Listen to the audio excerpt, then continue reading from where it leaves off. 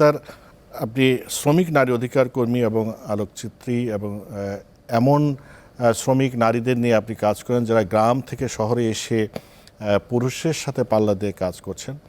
আপনি রোকেয়াকে আপনার কাজের ক্ষেত্রে কতটা শক্তি যোগায় রোকেয়া?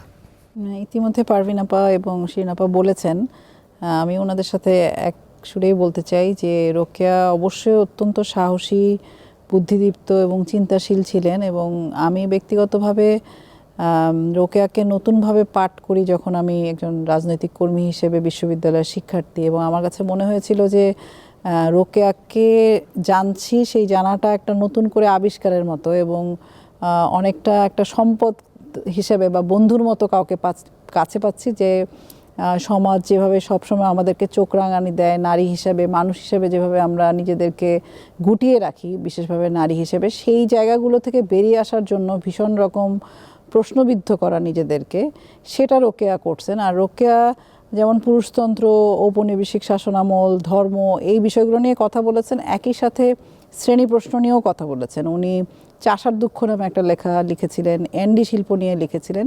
চাষার দুঃখের মধ্যেও কিন্তু উনি বলছিলেন যে মানে কৃষকদের যে গোলা ভরা ধান, গোয়াল ভরা গরু, এগুলো যে কখনোই ছিল না, বা এন্ডি শিল্পর কথা বলতে গিয়ে উনি জাতীয় সম্পদের কথা বলতেছেন।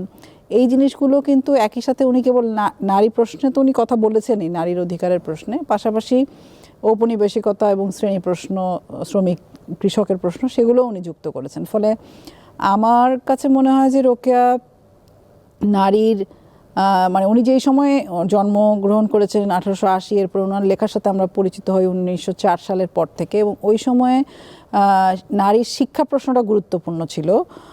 কিন্তু উনি কিন্তু শুধু শিক্ষার মধ্যেই সীমাবদ্ধ ছিলেন না। উনি যেটা খুব আমার কাছে খুব গুরুত্বপূর্ণ মনে হয়, সেটা একজন নারী হিসাবে, মানুষ হিসাবে, শ্রমিক হিসাবে প্রত্যেককে আলোড়িত করবে, সেটা হচ্ছে যে আত্মমর্যাদাশীল ব্যক্তি হিসাবে নিজেদেরকে তৈরি করার বিষয়টা কিন্তু রোকেয়া বলেছেন। আজকের জামানায় যদি আমরা দেখতাম যে নারী প্রশ্ন 1880-19 শতকে যেমন শিক্ষার মধ্য দিয়ে নারীর অধিকার আসবে, এই জিনিসটা ছিল, এখনকার সময় কিন্তু আমরা অনেক বেশি বলি যে নারীর পরিচয়টাকে আমাদেরকে ভাবতে হবে নাগরিক হিসাবে, ব্যক্তি হিসাবে। সেটা কিন্তু উনি ওনার মানে লেখালেখির মধ্যে, ওনার কাজের মধ্যে সেই 19 শতকেই দেখেছেন, যেটা কিনা আমার কাছে সবসময় মনে হয় যে খুবই গুরুত্বপূর্ণ আমার কাজের জন্য।